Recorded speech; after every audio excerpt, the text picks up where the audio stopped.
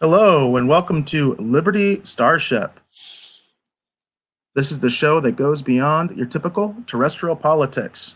Join us on the journey. I am your host, Eric, and I'm here with my co host, Peter.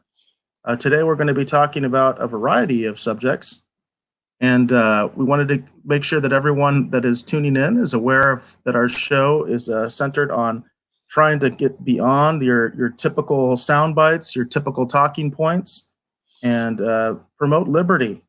So, with that, uh, Peter, was there anything that you wanted to say about your background or anything like that? No, I think we covered that last week. Let's just jump right into it. All right. So, our first segment is going to be daily distractions. We're going to always start with daily distractions, which are headlines that we think are kind of either silly or misleading, that kind of thing. It's kind of our version of your daily news before we get into our main topics. And so, Peter had an article here. Do you want to talk about this? Yeah, anybody but Trump.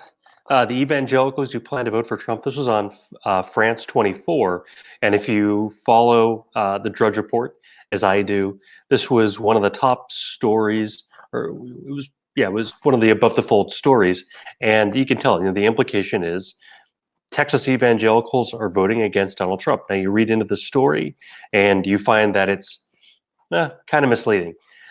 Turns out that Donald Trump is beating, Joe Biden or Bernie Sanders among evangelicals by about a 65 to 24% margin.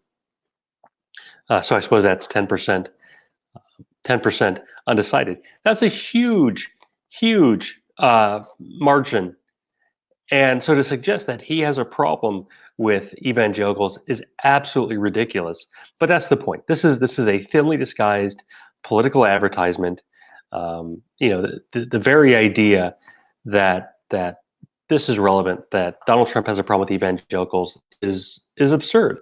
Now, should he have a problem with evangelicals? I mean, that's a different question. Some people have raised that, but this is just pointing out that there are evangelicals are going to vote against Donald Trump.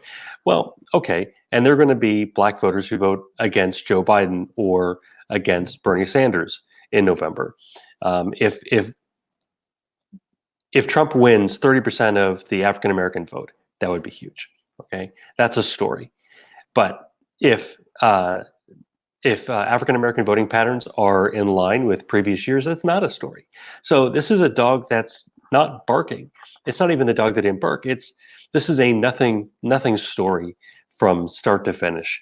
So I would just absolutely disgust isn't the right word. I just you have to roll your eyes at these things, but so many of the stories that you see, they're trying to build a narrative.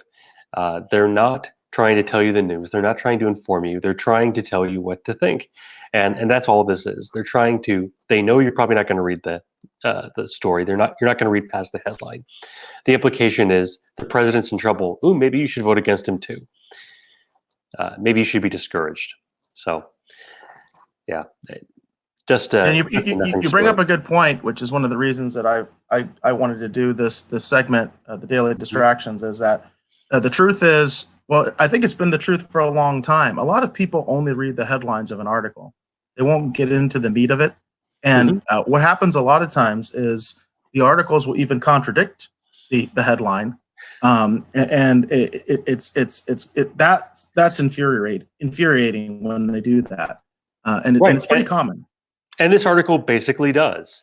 When it shows that Trump has this huge margin of victory among evangelicals, that it doesn't directly contradict what the headline says, but it contradicts what the headline implies.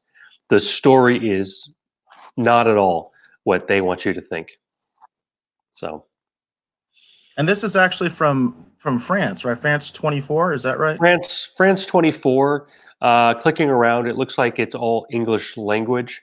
So I assume that they have a French language counterpart, but that they focus on France-centered issues. But this one happened to be about Donald Trump and the Texas vote. So I don't know exactly why that is, but it's something that caught my eye because it did make the Drudge Report. So a lot of people, a lot of Republicans would have read this week. So Interesting. And I want to add that later on, what I've been doing is on our YouTube, I'll cut up the show by topic, and I will also include links to the articles for people on Viewback or people that are viewing now, and they're interested in finding that article. I will put the links in there, so that should be up by tomorrow sometime on the YouTube. So I have a daily distraction as well that I thought was a little bit fun, a little bit tongue in cheek because of where we live, or where I'm living at least right now. I know you're kind of going back and forth. sure. But this has been on everybody's minds, the daylight savings time. And so it says here, this is a CNN article. It says daylight savings year round could save lives, improve sleep, and other benefits. And what I think is funny about this, we talked a little bit off the mic before the show, was that in Arizona we don't use daylight savings time. We That's have the right. same time here year The way round. God intended. Exactly. And we're alone with Hawaii. Hawaii is the only other state that does that in the United States right now that doesn't use daylight savings time.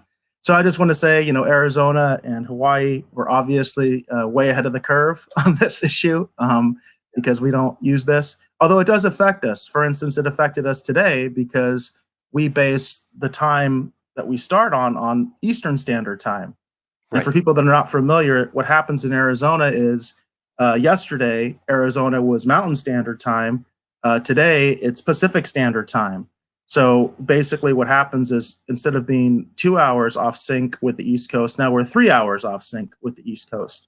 So that's the way that it does affect Arizona. But it's just because the rest of you people are still involved with this madness and keep perpetuating it. So otherwise, though, it doesn't affect our sleep. It doesn't affect anything else. But I just thought this was interesting. And I think it's a little bit tongue in cheek, but it's also because of where I live, because I do live in Arizona. I do kind of feel that little bit of superiority when people have these debates about daylight savings time because we're just not involved with the madness. And it is madness. Daylight savings time, I think, is completely outdated. I don't think it was necessarily a good idea to begin with. I think it's one of those things where somebody said, hey, why don't we do this? And everybody around the table said, hey, that's a great idea. Let's do that. But, because go ahead, Peter. Yeah, and the thinking was, this would be better for people in different professions because you'd get home and there would still be daylight at the end of the day. But the thing is, there was nothing that daylight savings time does that couldn't be resolved by adjusting schedules. If that's a problem, adjust the schedule of whatever event you're holding. If you need to adjust school schedules in the winter because it's too dark in the evening, well, have it an hour earlier. I find it absolutely mind-blowing that people think that they have to build their schedules around the official time set by the government, as though they don't have free will, they don't have the ability to make decisions, around where the sun is. My goodness, the arguments are, and in here it says it could save lives. Well, lots of things could save lives. Does it save lives? Well, they're not willing to even commit to that in the headline. So I'm going to bet, and I haven't read this article, you brought this article up.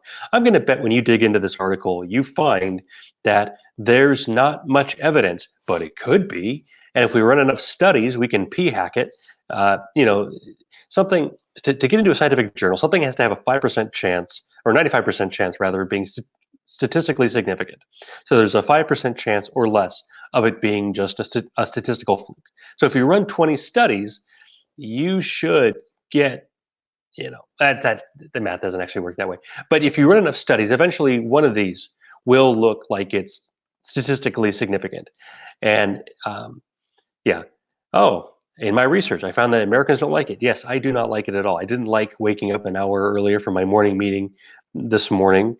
But yeah, saves lives and energy and prevents crime.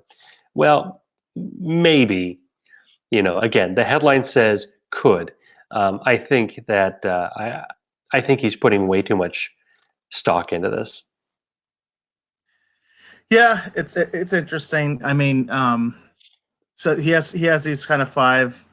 He says that these five assertions that he makes. Right. Number one, that lives would be saved. He says the evening rush hour is twice as fatal as the morning for various reasons. Far more people on the road, more alcohols in drivers' bloodstreams. People are hurrying to get home. More children are enjoying outdoor unsupervised play. Right. Says fatal vehicle on pedestrian crashes increase threefold when the sun goes down. Right. But this comes down to bad planning. People could go to work earlier and leave work earlier. We could start school earlier. We could leave school earlier. But people choose not to do that unless the time officially changes. Just bad planning, I guess. Yeah, I am not an advocate of the daylight savings time at all. Yeah. So There's for no more me, daylight. You don't actually get daylight. It's all yeah, it's all smoke and mirrors as far as I'm right. concerned. We're trying to psychologically trick ourselves into thinking that there's more daylight, I guess. That's just silly. Yes, absolutely. All right. Did we want to go ahead and start getting into our main topics tonight? Oh, I thought we had some more daily distractions. Oh, you did. That's right. You had a couple more actually. Let me see here if I can. What was the next one that you wanted to talk about? The Denver Democrat. Denver Democrat. Let me see. There we go. Yeah. Denver Democrat faces backlash after tweeting solidarity for spreading coronavirus. I saw this on Facebook. I know you saw this on Facebook. And what did people say? It was your Republican friend saying, "Oh, Republicans would never post something this hateful. They would never wish for somebody to die." And that's just not true. Both sides do it. People of all political persuasions publish things, say things that are, in this case, it was obviously a joke. Somebody else joked that they were going to go to a Trump rally with coronavirus.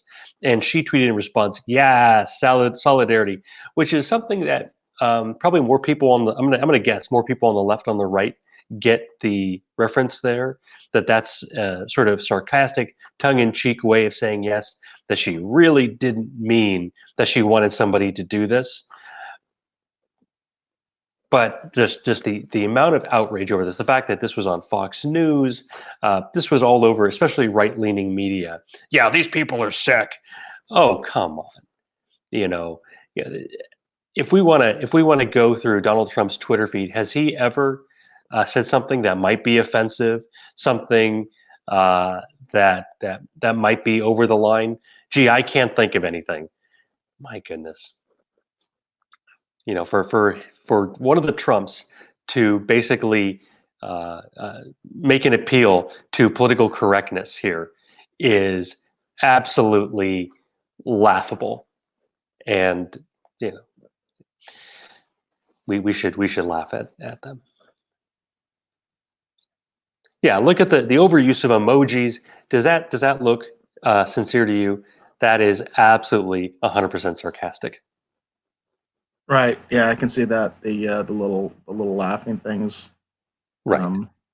It's got the little white supremacist symbol there, which is pretty messed up, I think. I don't know how to say her name. I haven't said her name. I've just said the Democrat from Denver so far. But it's Candy. I have no idea. Debaka? I don't know. That doesn't look like a Spanish name. Just CDE. I've never seen that before. So I guess maybe Candy Debaka. We'll just stick with that. Yeah. Yeah, these kinds of things. There was a similar thing going on. I wish I had the article where they were talking about supposedly Trump is really paranoid about reporters deliberately giving him corona on Air Force One. In fact, it's trending on Twitter. I want to get better at that as far as hitting the things that are trending even as the show is going on. And that was one of the things that was trending was Air Force One. And I click on the link to see, well, why is Air Force One trending? And that was why, because supposedly there's this story where Trump is concerned that journalists are going to give him corona. And I kind of feel like, even if that's true, I really don't care. I really don't care. Um, you know, if he wants to go into a bunker somewhere or something like that because he feels that he needs to, hey, that's his prerogative. I'm going to be talking a lot more about Corona in my main segment, but yeah, it gets kind of silly at some point. And I know, Peter, you had one more article, right? Yes, I had the Orphan Monkeys article. All right, so let's get that one up. If I can get this. We value your privacy. I don't little think. Oh, there we go. Oh, by the way, the Cookies Daily Manager. Star, all of these British tabloids, if you go through the options and you look at how many cookies you're accepting, it's just an absurd number. It's not even practical to winnow them down because it's like hundreds of people they're sharing your information with. So sorry for sharing that article. Yeah, it's actually really frustrating, all the cookies and stuff. But if you have antivirus software, that helps a little bit because it'll get rid of that stuff periodically and dump it all out. But all right, orphan monkeys forced to serve beers and play air hockey with kids in bar jobs. Now, this is A, hilarious, B, adorable, and C, such a ridiculous take on this. The fact that we're treating this like slavery. I mean, my goodness, they're monkeys. They are monkeys. Do we know that they don't like being around people? I assume if they're not being aggressive, they are wild animals. Let's make no mistake. Even these small monkeys are dangerous if they don't like what's going on. They are much, much stronger than you can imagine. So the very idea that they're being forced as though this is a modern day analog of slavery is absolutely ridiculous. And what were they going to do with their lives if they weren't working in bars? Exactly. Were they gonna go to law school and become monkey lawyers? What was their backup plan? This is so dumb. It seems to me that this is a fun thing. They're playing games. They say serving beer. I don't know. This to me falls just a bit short of animal cruelty. It's also interesting because as I'm reading some of this, they're talking about that this is, I guess, the results of the fact that a lot of these monkeys are quote unquote orphans because they're killed by their parents are killed by farmers because they're destroying their crops. Now there's a real story. So it's kind of like, well, actually that sounds very legitimate. I mean, if they're pest animals, then farmers do have a right to kill them in order because the crops are more important than these animals.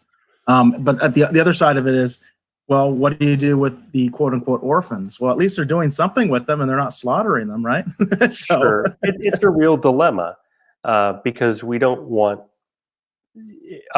India. There was a story I didn't send over to you, but India this week there was a report that a lot of their government buildings are overrun with monkeys because they won't kill the monkeys, and I can see the argument for that. They're very human-like creatures. They're very intelligent. We don't want to be cruel to them. We feel like we have a greater obligation to them than we have to other animals. I get that, and I understand the dilemma about that the farmers have because they're trying to eat. Am I going to allow a monkey to take my living away from me? Because these farmers, I'm guessing, are not rolling in the dough. They're just barely making ends meet. These are third world farmers, and so this entire thing is so woke. It's so wrong-headed. It's such a first world take on third world problems that, on one hand, I laugh, but it also makes you just a little bit angry how privileged this writer is, and they just can't see it. Yeah, it's pretty funny. That is pretty funny.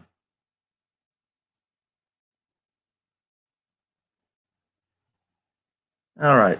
Are we good starting to get into our sort of main topics we want to talk about? Right. So you had your main story. What was your main topic for this week?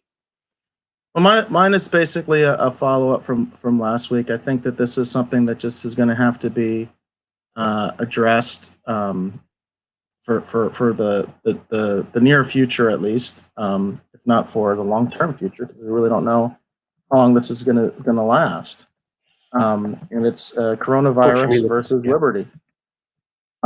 So what I'm seeing, and what's very concerning to me, is that we have what I feel is a chronic overreaction in some areas and a chronic underreaction in other areas.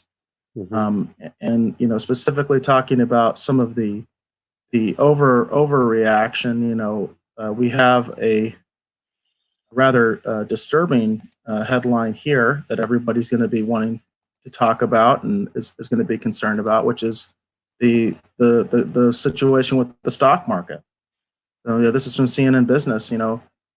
U.S. stocks plummet on coronavirus fears. Yeah, That's over from today. 2,000 points today. Yeah, another So bad day on Wall Street. yeah, so we've got says markets plummeted Monday over coronavirus fears. The Dow had its worst day since 2008. 2008 is a dirty word to me. Tumbling more than 2,000 points after a trading halt and the biggest oil crash in nearly 30 years. And I want to point out also the things that they emphasize in these articles. The media is not your friend. They are going to make this story as bad as they possibly can. Global oil markets plunged after the implosion of an alliance between OPEC and Russia caused the worst one-day crash in crude prices in nearly 30 years. And I do love the fact that Saudi Arabia and Russia, in the middle of all this, can't just get their act together and not create a oil war in the middle of all this, when apparently oil is probably going to be a much lower demand, probably as a result of coronavirus.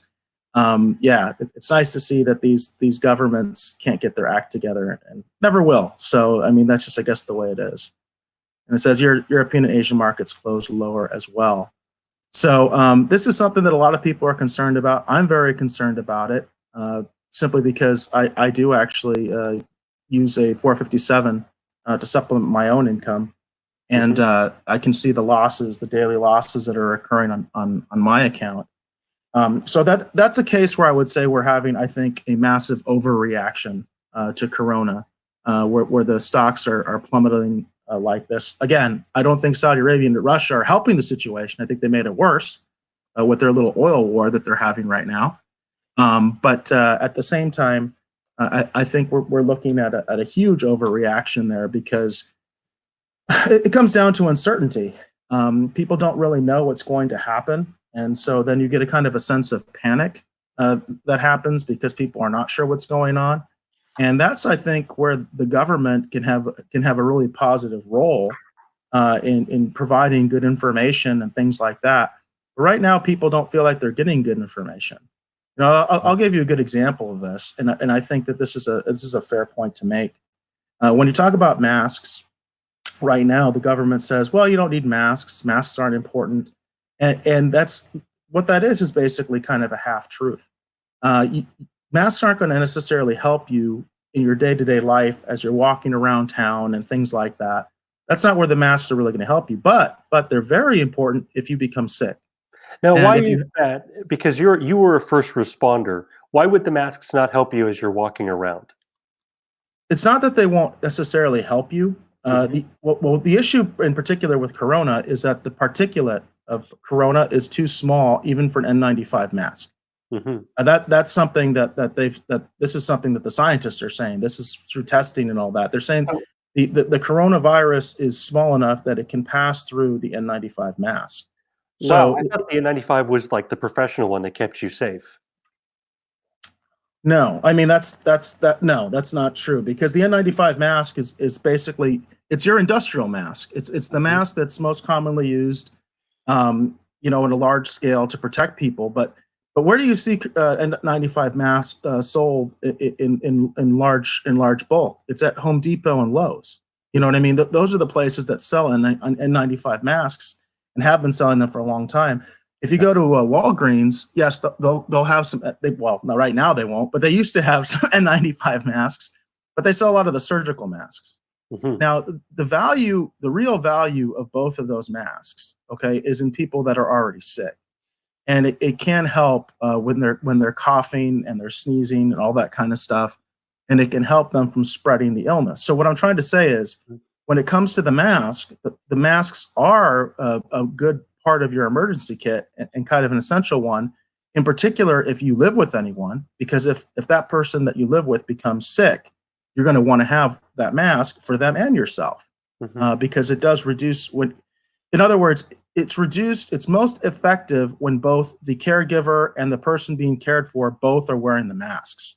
I see. Generally, you'd put a surgical mask on the person who's sick, and you'd put an N95 mask on yourself. You know what I mean, as a caregiver, and that's going to reduce the chances, because you're both wearing masks. It's going to reduce the chance of you transferring it. And of course, you also want to wear gloves. One thing I think is funny is, like, my local Walgreens down the street. I've been looking, and there's no masks available, but Hmm. gloves are still available. And I'm sitting here thinking, well, why aren't people buying gloves and masks? If you're so concerned about this, and you're going ahead and you're buying a mask, why aren't you buying gloves? You're much more likely to get sick because you touched something and then touched your face. And that's all over the place. That's everywhere. Everybody's saying that. But people don't seem to get it, because I don't see people running around with gloves on. They'll wear masks, but gloves, that's too much. That's weird, you know? Yeah. That's extreme. You know, I'm not going to wear gloves out in public. I'll wear a mask, but I'm not going to wear gloves. But the gloves are probably actually going to be more effective. The Mm. other thing I want to say is with masks, they are effective in terms of psychology, because they keep you from touching your face. As long as you're not scratching your nose and breaking the seal and things like that, they can help, because you're going to be more conscious about touching your face. And when it comes to not touching your face, you know, a cloth mask will do just as good as a surgical mask or an N95 mask in keeping you from touching your face. In fact, that during the Spanish flu, that's all they had. And there's all sorts of images of police officers and all sorts of people.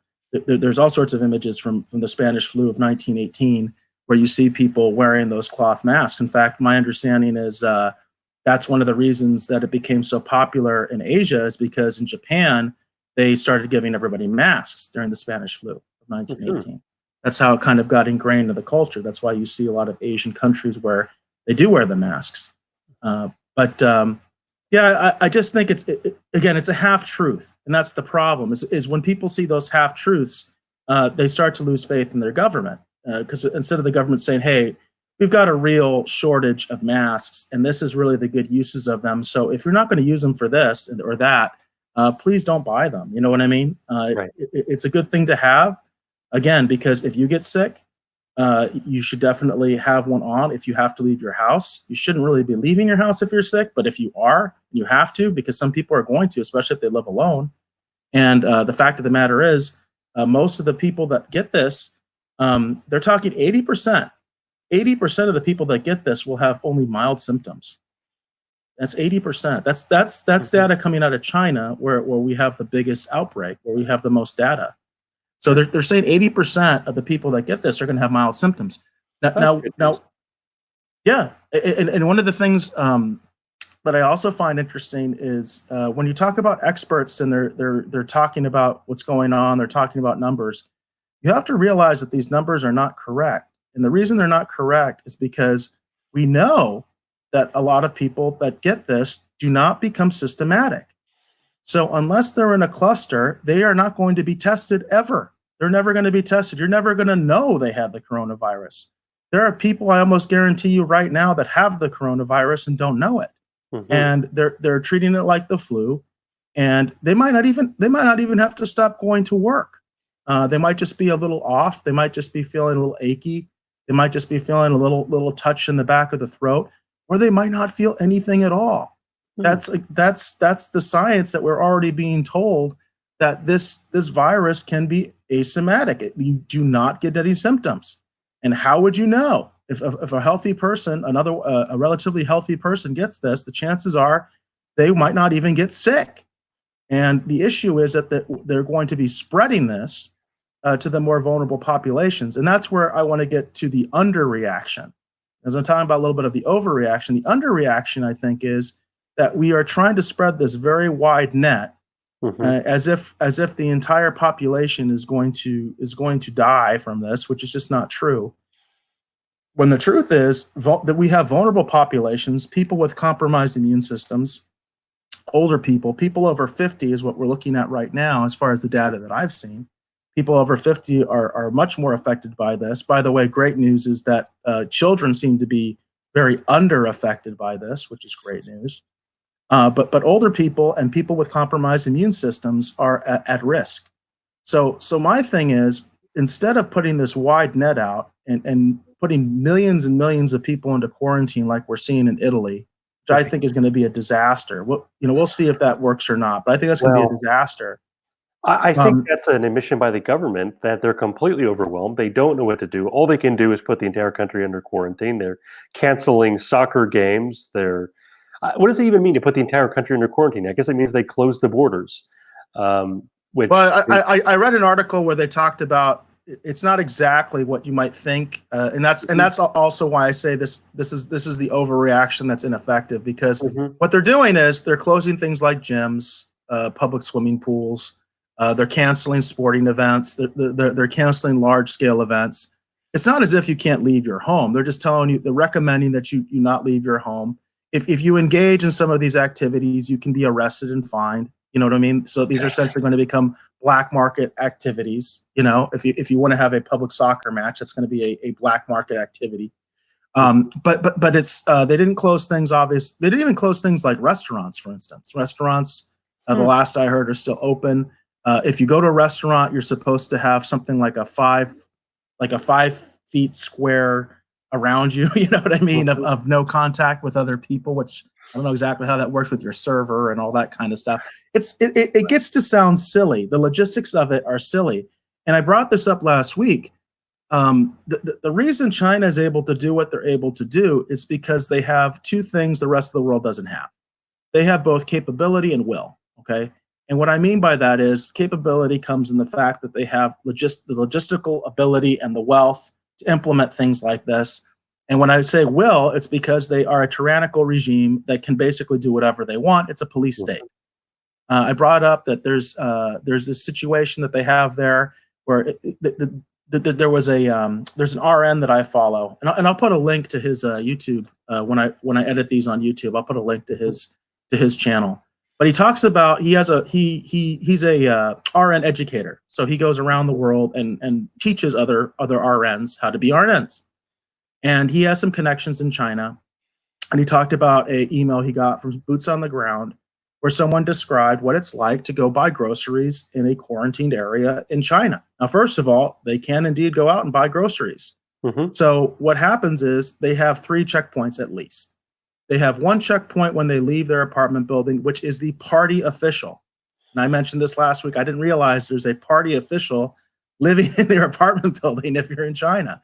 Apparently, Right. there is. There's a political officer, if you will, that lives in your building, and they have enlisted this person to be the first line of defense. He's sitting out there at the door with a thermometer I assume you probably in your ear or forehead, and he takes your temperature.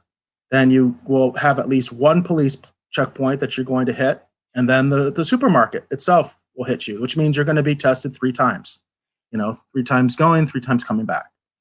It's obviously a highly redundant system. I think in part because China is notoriously corrupt, so they need a redundant system. So that's the way that works. You couldn't do that anywhere else. You just couldn't do it. For one thing, there is no party official living in your building in most countries. That just doesn't happen. So that link isn't even there. So I think it's unrealistic to think those kind of protocols can be implemented anywhere else. But Mhm. what you can do is take your limited resources, and I'm talking about your first responders. At some point, I'm sure that the military will become more involved. The military is heavily involved right now with quarantine.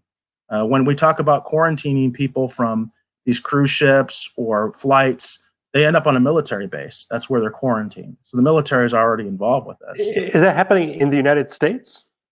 Yes, that's the cruise ship that was stopped outside of San Wow. Francisco. That's where those people are going to end up. They're going to end up on Hmm. military bases. Um, to do their 14-day quarantine. That's their mandatory quarantine, is 14 days. So they're going to be on military bases, and this has already happened with other people involved with travel. The military has been active in doing this.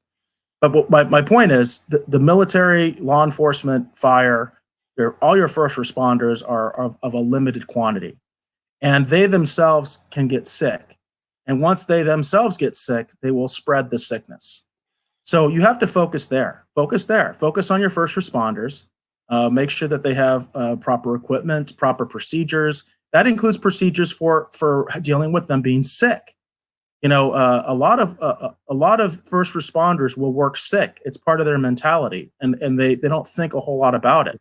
In this case, it can be a death sentence to someone. Absolutely. But specifically, what I'm trying to emphasize is we need to look at vulnerable populations. Stop this idea that if you're healthy, that you're going to die from this, and you need to stockpile toilet paper. You know what I mean? Like, what we need to do is focus our attention and our resources on the vulnerable populations. Again, those are people with compromised immune systems and older people.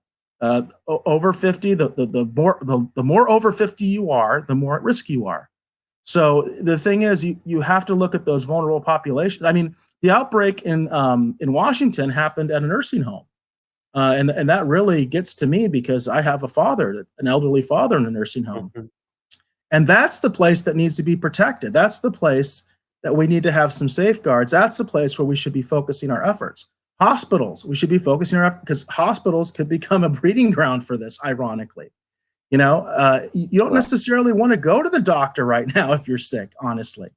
Unless you're chronically ill, you want to just stay home and self-quarantine and first of all, not infect other people, but also you don't want to infect the doctor's office, the urgent care office. You don't want to infect the hospital. And we're not talking about these things, because we're not talking about people will still have the same health problems they had before when Corona is raging. And instead of this idea that healthy people need to do this and do that and take all these resources, it's just, to me, it's just asinine. It's just asinine, and it's not logistically possible. So focus on the vulnerable populations, focus on institutions, focus on hospitals, nursing homes, prisons. Those are the places where we need procedures, and our first responders need to have procedures now in place that say, what are we going to do with our sick people? What are we going to do? How are we going to determine how sick they are that we're not going to let them work? What are we going to do with them? You know what I mean? Are we going to quarantine them? Why isn't that happening? Why don't we have these procedures in place?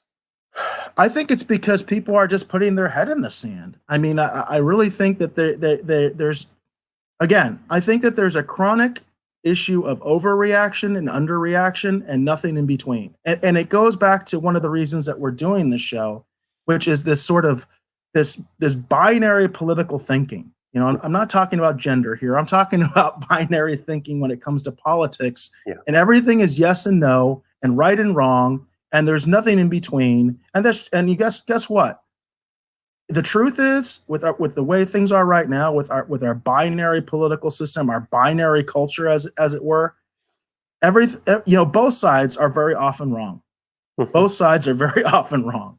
And so to kind of make it a little more concrete, because I'm not from that world, I'm not a first responder, so it's a little hard for me to grasp this.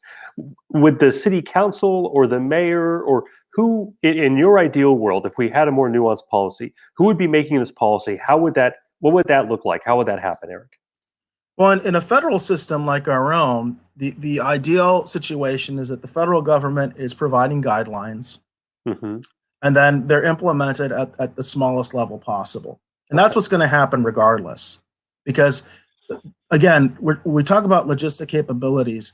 When it comes to trucks, personnel, all that stuff, the only thing the federal government really has at its disposal are the military. Okay, that's all they've got. That's it. The uniformed services, which also include, the health services. There's a uniformed service as well. People forget about that. That's a really good point, because all these agencies, whether it's the ATF or ICE, when you look at the actual number of agents, we're talking thousands, not tens, not hundreds of thousands, certainly not millions.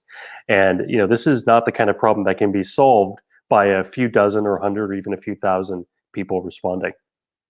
Yes, and the other issue, of course, is that your typical first responder locally, which is a police, fire, EMS, they work in an environment that doesn't include this issue going on.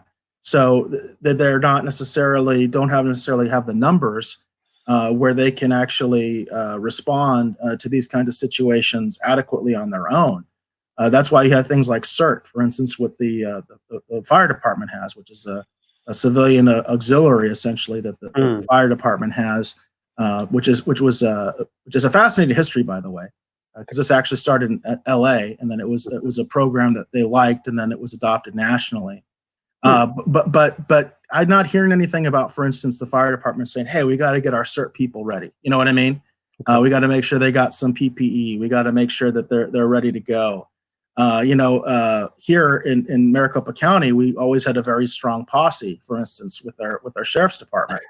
And back in the Sheriff Joe days, yes. No, this predates Sheriff Joe. I mean, this is okay. something we had that we had for a very long time. And under the current regime with Penzone, the posse's been decimated. And by the way, I don't fault him for that, because a lot of what happened was they found out that a lot of the posse members were not properly certified, and I don't fault him for saying that. Okay, well, this is unacceptable. You know what I mean? But at the same time,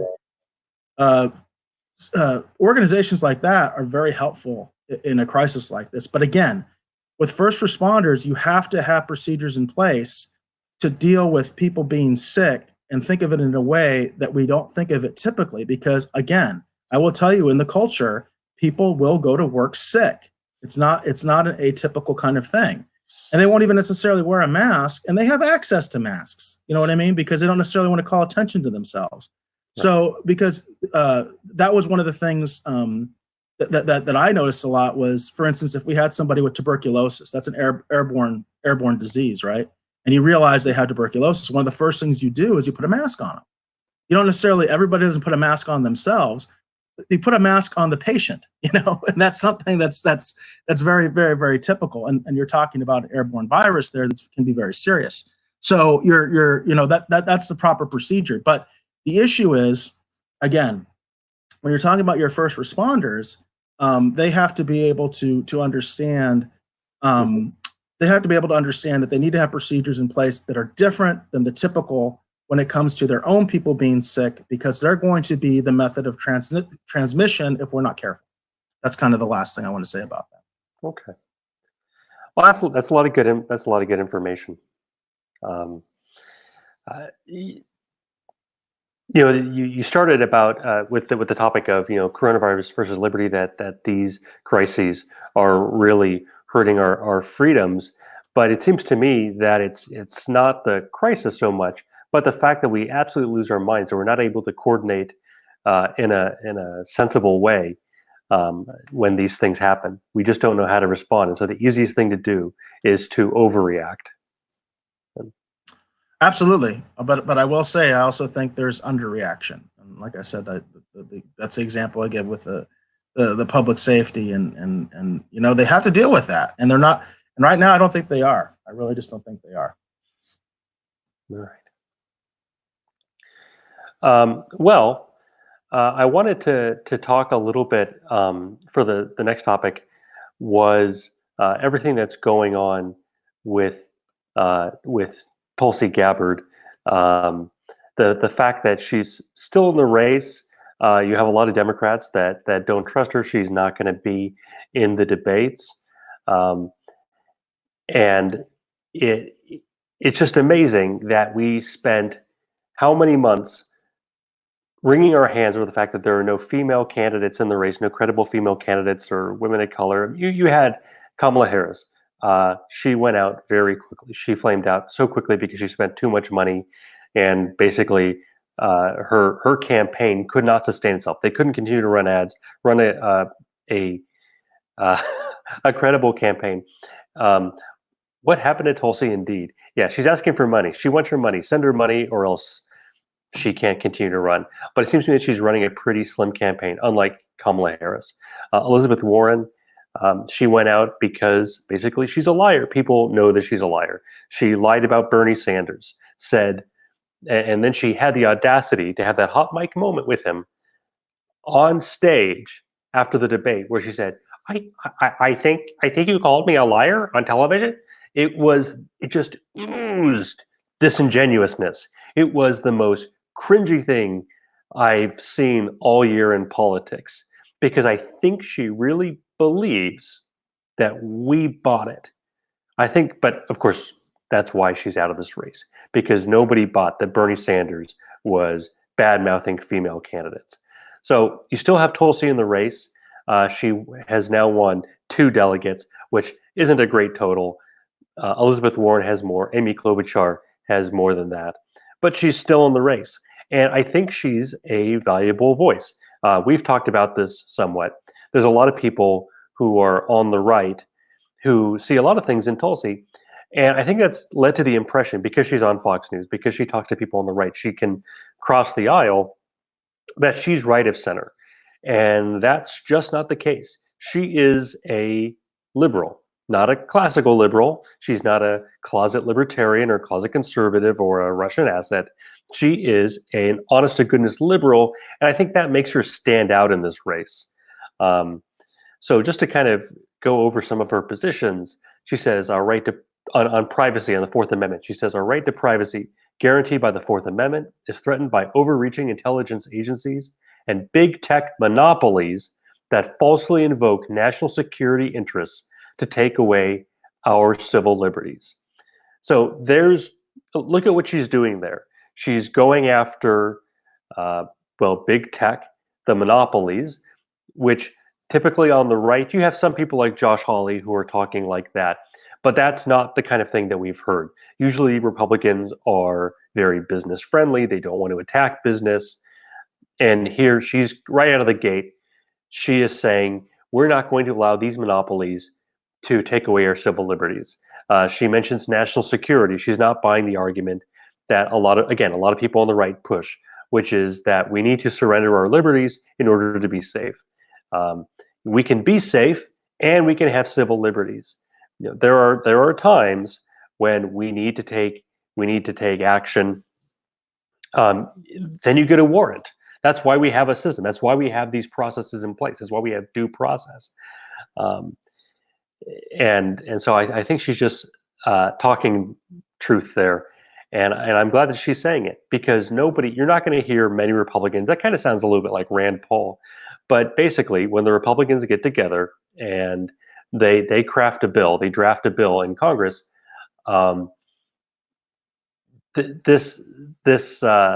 this false notion that we have to balance national security with civil liberties is always put forward. Another thing on her website, she says, "Do you feel like you suffered the consequences of the 2008 crash, but the culprits, the banking industry, didn't?" Now that kind of sounds like Bernie Sanders because she's going after the banks, and it makes a lot of sense because when these crashes happen, who gets bailed out? It's the banks. Now, the Tea Party didn't like it. The Bernie Sanders, Occupy Wall Street people didn't like it. But I would say again, this isn't not anti-business, but she's saying we're not going to kowtow to the corporatists. We're not going to allow big business to run our country, and good for her. That is a I don't want to use the word classic here because again, it would suggest classical liberal, but that is a classic liberal position. She sounds exactly like a liberal, and you can go down the list. Do you agree that there's one law for the wealthy, another for the poor in America? That's a liberal position. She talks about the environment and we need to build a renewable energy economy. I don't know if I agree that we need to build a renewable energy economy, but that's what she stands for. That's a traditional liberal position. There's nothing wrong with that. There's nothing conservative about that. That is very much a typical mainstream position. On the border, she does take a very sensible middle of the road position. It will be my policy to balance border security and have an asylum process that reflects our values as a nation of immigrants and include a path to legal status for dreamers.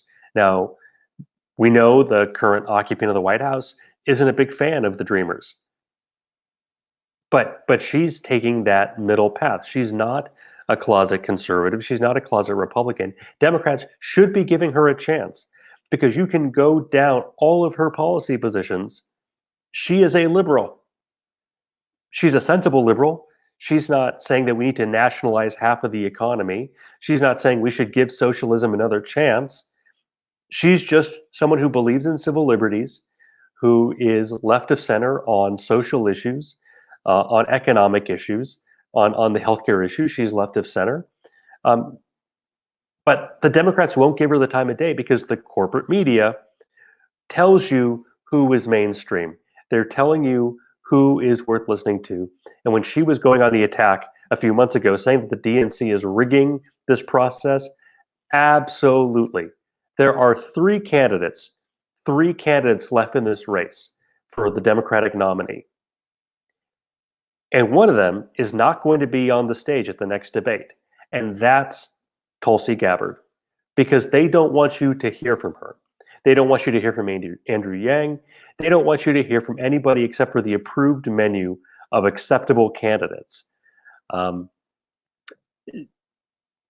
This is very much, I think this is very much media driven, more even than by the party. I don't think this is the party insiders. I don't think this is the party leadership.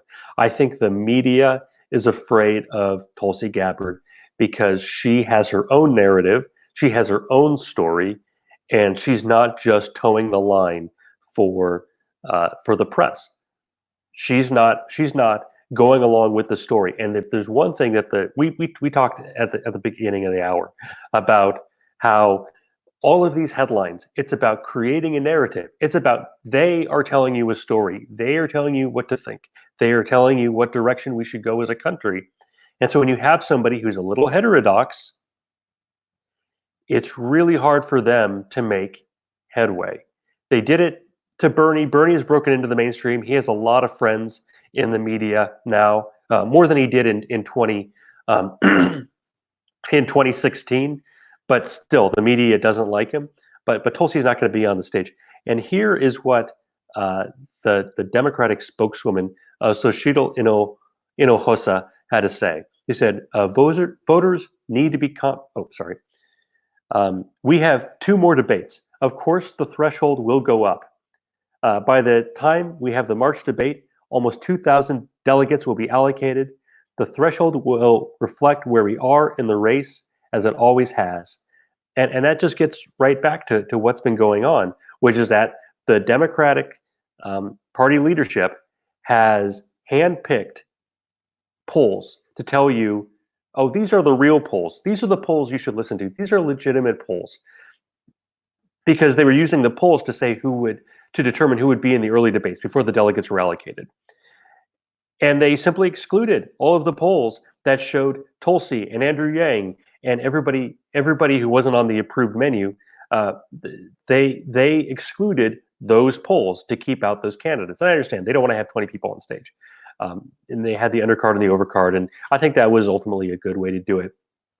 It's fine. There are probably ways they could tweak this to make this better, but right now this process is a disaster. We have three candidates left.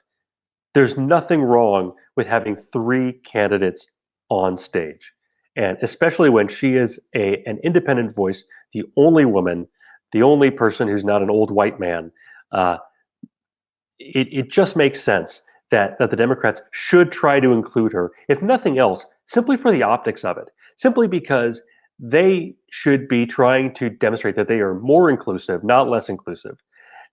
And we see who they really are, which is they are the party that gets in line. They cleared the field for Hillary Clinton in the last election. They cleared the field to a large degree for Joe Biden after the first few primaries. When it became apparent that Bernie Sanders, he'd won the first three. When it became apparent that he had some real momentum, everybody drops out and endorses Joe Biden. Elizabeth Warren hasn't endorsed anybody yet, and she just got out a few days ago. But everybody else, Mayor Pete Amy Klobuchar, they've all gotten behind Joe Biden.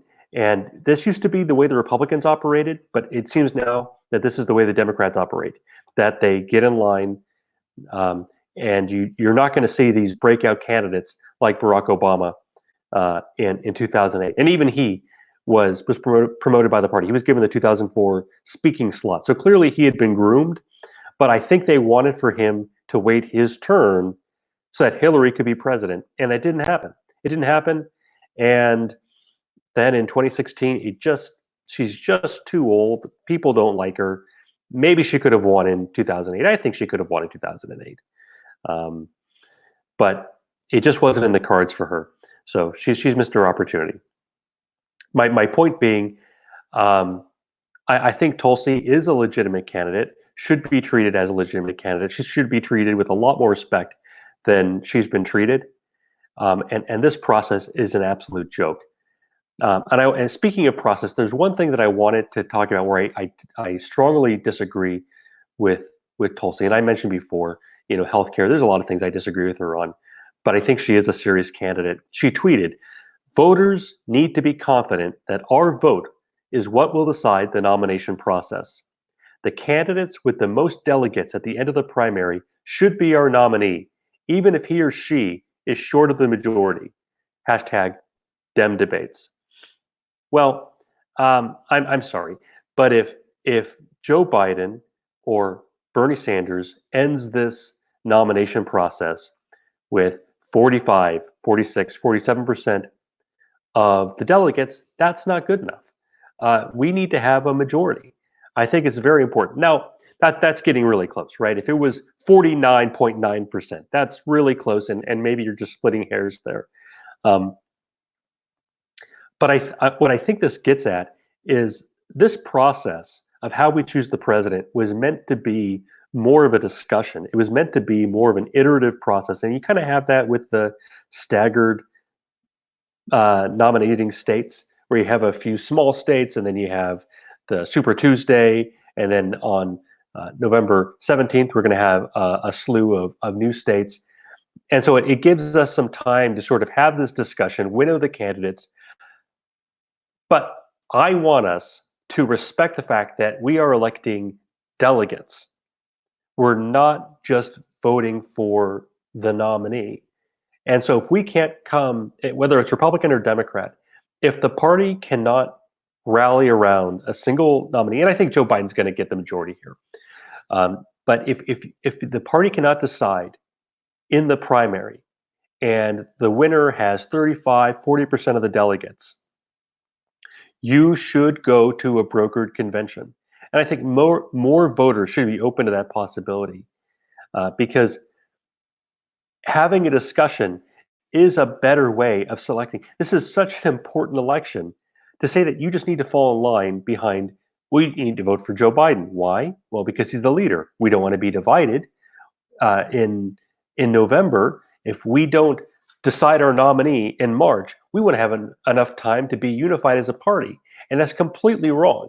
This process should be about selecting the best person. That's why I want to have more people on stage, not fewer. That's why I have more people in the race, not fewer. And I appreciate what she's saying. She doesn't want to go to the convention and have a bunch of super delegates, which is to say party insiders, choose this. And I think the idea of having super delegates vote at the same time as the other delegates makes no sense. It's a complete, how do I put this? Imagine if the Senate and the House both voted together on bills. Okay, you have 435 House members and you have 100 senators. That wouldn't make sense. They are chosen in two different ways. If you want to have them both vote, have them vote in separate votes. And maybe you have to get them to agree, but to let the superdelegates be the swing vote at the convention, to me, just reeks of cronyism. It's the insiders trying to shout down the people, and it just makes me mad. So I appreciate what Tulsi is saying here. I think it's a little bit wrong-headed. And in my ideal system, we would select real delegates local people whom we know and we trust to go make this decision. And I told you last week, after we went off the air, that this really reminded me of the Federalist Papers when Hamilton was talking about the Electoral College. I know the Democrats, and I suppose that means Tulsi too, hate the Electoral College these days, but it's a good idea. And I just took some notes here of why he was arguing for it. That the purpose of having electors, they're kind of like delegates, is they are men chosen by the people for the special purpose at the particular conjuncture. In other words, these aren't people who are already in power. They're not selected for any other reason. And his point was they're not going to be swayed by outside influences. They're only being selected because people trust them to make a good decision on the presidential election. And we don't really do that. We want to vote for the president. And well, this is what we get. We get these elections where we are herded around like cattle, saying that you have to vote for Joe Biden because you don't want Bernie to win. Well, why would Bernie win? If it's proportional, if it's set up so that someone like Bernie Sanders only gets a minority, if he only gets a minority of the vote, he only gets a minority of the delegates, and that doesn't give him the nomination, it would go to a brokered convention. You'd have a real convention with real delegates making real decisions. Why would you be afraid of that? But that's what the party leadership, that's what the news media want you to be afraid of. They want you to get in line. They want you to get behind the major candidates. They don't want you to vote your conscience. And what I would say is, look, if you're a Democrat, vote your conscience anyway. Go ahead. There's nothing wrong with voting your conscience. Don't be afraid. There is nothing to be afraid of. Let the process play out the way it's intended to, and don't let the party leadership scare you. Yeah, it reminds me a lot of what happens with third parties, and it's kind of funny how what happens with third parties is happening with these quote unquote outsider candidates. It's very much kind of the same power play, and it's all part of the same argument, which is really disingenuous. It's just about excluding people from the process. That's the bottom line. I did want to mention the banking issue and the TARP issue, because that's going to become more relevant. Apparently, we are looking at the possibility of a recession caused by Corona right now. We're really looking at that. Right. And can you imagine if the stock market tanks, people are out of work, the entire economy goes into a recession, and now the two people we have are the president, who's going to get blamed, right or wrong, for the recession. If we go to recession, people blame the president, typically. Just imagine if Bernie Sanders were the other nominee. What is a socialist going to do for the economy that will help us get out of a recession? And Joe Biden was Barack Obama's vice president. What did Barack Obama do the last time we were exactly here? Well, here's my point that I just want to make about the banking issue, because this is what's near and dear to my heart. It's one of this is the reason I joined the Ron Paul campaign in the first place. Right. Because Ron Paul was talking about economic problems before the recession happened. And so what I want to say is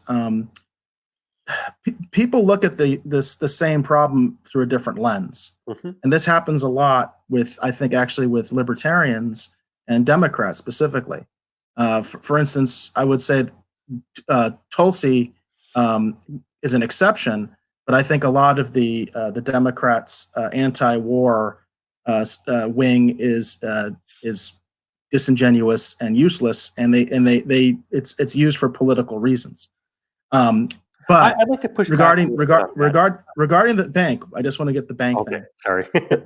Regarding the bank, again, this is an issue where you have agreement, I think, with a lot of libertarians who are saying this is an example of crony capitalism, and then you have people, for instance, Bernie Sanders supporters, Tulsi supporters, that say the same thing, but not necessarily for the same reason. That's what I wanted to put out there. So I remember going to a Bernie Sanders rally in Arizona that I was actually covering for the Arizona Liberty Caucus. I actually got to be in the press stands and the whole deal, and I recorded it for our Twitter. I think it was our Twitter feed. And I remember I wore a End the Fed T-shirt that I had had purchased actually through the organization. And I had all sorts of compliments from the Bernie Sanders people, and they were reading the quote on it, which was from the I can't remember his name, the former head of the central bank in London, in Britain, and it had a quote about the perils of the central bank. And I had all sorts of people complimenting me on that T-shirt. Right. And of course, Bernie Sanders was one of the few people that actually supported and audited the Fed. He was one of the allies of Rand Paul when he put that forth. In fact, I remember I was incensed because who was it? There was one of the candidates that said that they were for it, and then they didn't vote for it because they said that it wouldn't go through anyway. I don't remember if that was Ted Cruz. No, I think it was Ted Cruz, because Rubio, I think, actually voted for it, and because they were all presidential candidates at the time. And I just remember being so angry that Ted Cruz wouldn't even vote on it. He just said, "Oh, it's not going to pass anyway." So I'm not, but I'm totally for it, dude. I'm totally for it. Sure. But anyway, I just wanted to put that out there that I think crony capitalism is an issue where you find a lot of overlap, but not necessarily for the same reason. So you kind of always have to be a little bit leery of those things. And for instance, I don't question Tulsi on the war issue at all. I think she legitimately believes that our foreign policy is a disaster and interventionist foreign policy is a disaster because she's been in the military, she's seen it, and she legitimately believes it's bad. But I don't know when it comes to the banking stuff if she's really coming from the same place, that we are. Well, I don't know that we don't have to have completely theorized agreement, so to speak. We don't have to agree for the same reasons entirely. I'm okay if we can come to the same conclusion, even if your reasoning's a little bit different than mine. But I would say that this is very much an insiders versus outsiders issue. Bernie was an outsider. He's becoming more of an insider now because let's face it, he's established. He's made it. He's a serious candidate.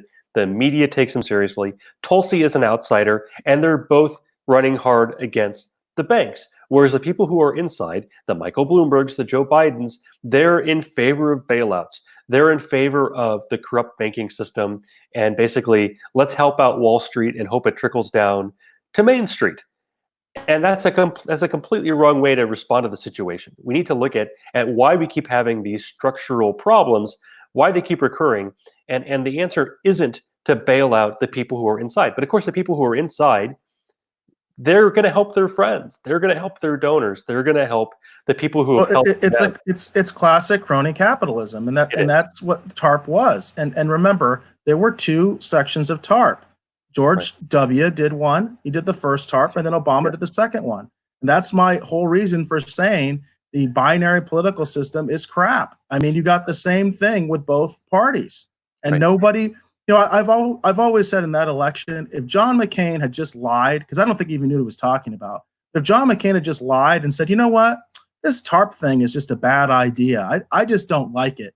I think he could have won the election, but he went along with it too. I remember they were all saying, hey, this is necessary. We got to do this, And I put it this way. If we wanted to do a bailout, how come they didn't just send a check to every person that owed money on their house to pay off their house? And you would have had the same effect because the banks would have been free and clear because everybody would just pay their house off and the banks would get their money. But what did we do? No, it was a top-down bailout. So we gave the money directly to the banks instead of giving it to the people who were in these situations where they were underwater in their house. It's just a complete mess. It's complete utter crap. It's complete crap. You had a lot of people who had to short sell their houses, and what did they do when they realized that they had to short sell, that they were going to be kicked out of the house? That you can't feel too sorry for people who took out huge loans that they couldn't afford, but they were lied to. But the banks allowed that. The banks should have suffered the consequences. Is what I'm saying. Banks should have gone down. I've been dealing with Bank of America recently because of my debit card was stolen, and that they should have gone down. There should not be a Bank of America anymore. Right. It's all well and good to say that people who borrowed more money than they can pay back should face the consequences. Okay.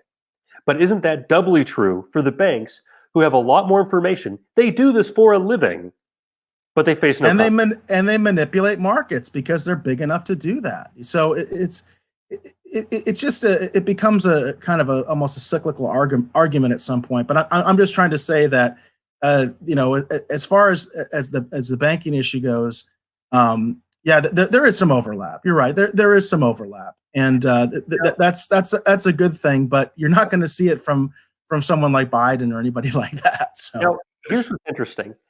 I was saying this is an insiders versus outsiders issue. The insiders will tell you that anybody who disagrees with them is a crazy extremist.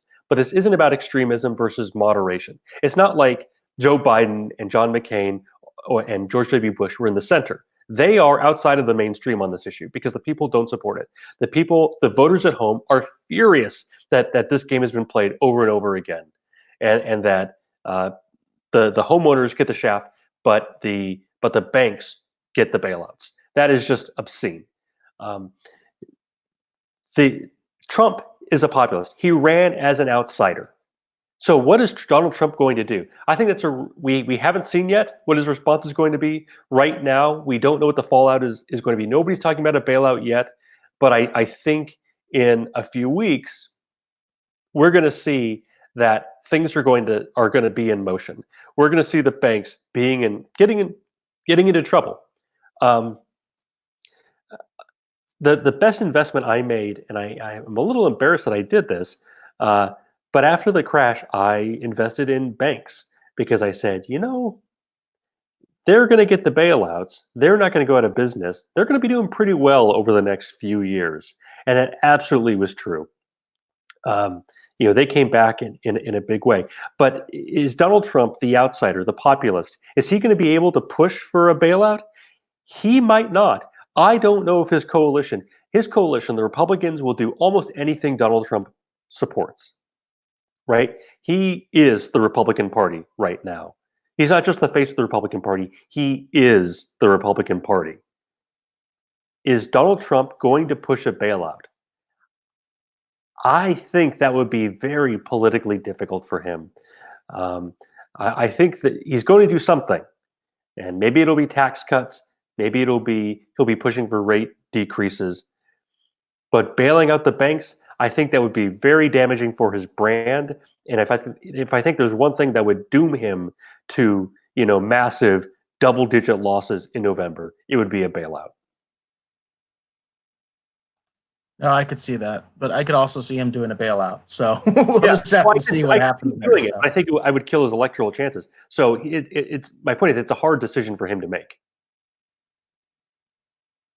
Yeah, I agree. And he's somebody from he's from New York. He made his money in real estate, and let's face it, the real estate business is built in large part on low interest rates, cheap money, and they benefit from the bailouts. After the 2000 crash of the dot-com bubble, you had the New York Times, Paul Krugman, saying we need to inflate a housing bubble, and they did. And then George W. Bush got in trouble when the housing bubble popped. Well, what did they think was going to happen? You called it a bubble. You said we need to create a bubble. And then the bubble pops and everybody blames President Bush. It just makes me sick. The fact that they were so opportunistic in attacking a policy that they supported, that Paul Krugman had turned around and attacked a policy that he had supported 8 years earlier. This makes me furious. As it should. All right. Well, I think we're over an hour now, so it might be time to wrap this up. Did you have any closing thoughts, Eric? No, I do think it would be nice if Tulsi was allowed on the stage. I do agree that more is generally better. I think when the race started, I think just for practical reasons, the Democrats had to do something. I don't fault them for that. When you have 20 candidates, you can't really have 20 candidates on stage. That's not practical. But you can certainly have 3. You can certainly have 4, 5. You know what I mean? That's not that big a deal. I would love to see, for the general election, I would love to see a debate with both the Republican, the Democratic nominee, the Green Party nominee, and the Libertarian nominee, and maybe some independent person that's like Ross Perot and just has a lot of money. I don't know. You know what I mean? I would just love to see something like that. Well, Five candidates would be pretty decent for me. You know, if we had five candidates at the national level after all the party bickering, that would be pretty cool in my mind. So yeah, I agree. Should let Tulsi on stage. Let her debate. Exactly. Right. Well, and were you just going to go ahead and do our sign off, Peter? That's right. All right. Well, I think we had a good discussion tonight. We hit on a lot of issues. So this is Pete and Eric, and you out there, keep flying free.